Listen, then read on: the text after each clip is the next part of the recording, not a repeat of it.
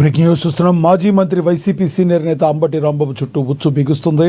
ఇప్పటికే పలు వివాదాల్లో ఉన్న ఆయనపై గుంటూరు పోలీసులు తాజాగా మరో కేసు నమోదు చేశారు. నిన్న గుంటూరు కలెక్టరేట్ ఎదుట ఆయన చేపట్టిన నిరాహార దీక్ష ఇందుకు కారణమైంది. అనుమతి లేకుండా ఆందోళన నిర్వహించి ట్రాఫిక్ అంతరాయం కలిగించారన్న ఆరోపణలతో పోలీసులు ఈ చర్య తీసుకున్నారు. ఇదే విషయానికి సంబంధించి మరింత సమాచారాన్ని మా ప్రతినిధి రాఘవ అందిస్తారు. రాఘవ, చెప్పండి, అంబటి రాంబాబు మీద మరో కేసు రిజిస్టర్ అయింది.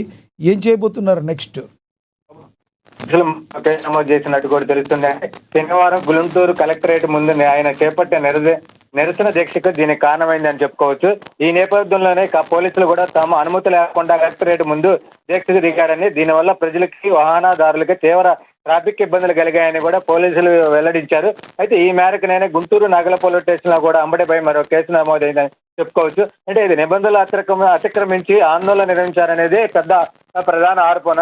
అయితే ఇంత ముందులో కూడా గతంలో కూడా 30 కేసులు కూడా అంబటి పైన కూడా నమోదు చేసినట్టు కూడా తెలుస్తుంది. అయితే తన ఇంటిపై కూడా దాడి చేసే వారిని కూడా ఇప్పటికీ అరెస్ట్ లేదని అంబటి రాంబాబు ఒక్కరోజు నిరాహార దీక్ష చేపట్టారు. తనపై దాడికి పాల్పడిన నిందితులను వెంటనే పట్టుకోవాలని, అలాగే గతంలో కస్టడీలో తన హింసించిన పోలీసులు సస్పెండ్ చేయాలని కూడా ఆయన డిమాండ్ చేసిన కూడా వ్యక్తం చేశారు. అయితే ఏదైనా ఈ నేపథ్యంలోనే మాజీ మంత్రి అంబటి దీక్ష కూడా దీన్ని చేపట్టినట్టు కూడా తెలుస్తుంది. ఏదేమైనట్టుగా ఈ గతంలో అయితే చంద్రబాబుపై అనుచిత వ్యాఖ్యలు చేస్తుంది. ఈ వారం మొదలైంది. సీఎం చంద్రబాబు అనుచిత వ్యాఖ్యలతో చేశారన్న ఆరోపణతో జనవరి 30న పోలీసులు అంబటిని అరెస్ట్ చేశారు.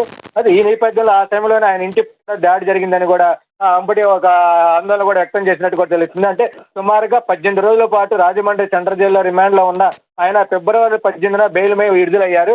ఈ జైలు నుంచి వచ్చాక కూడా తనపై జరిగిన దాడులు కూడా చర్యలు తీసుకోవాలని కోరుతున్నప్పటికీ ప్రభుత్వ స్పందన లేదు. పోలీసులు ఎటువంటి కేసు నమోదు చేసుకోవట్లేదు.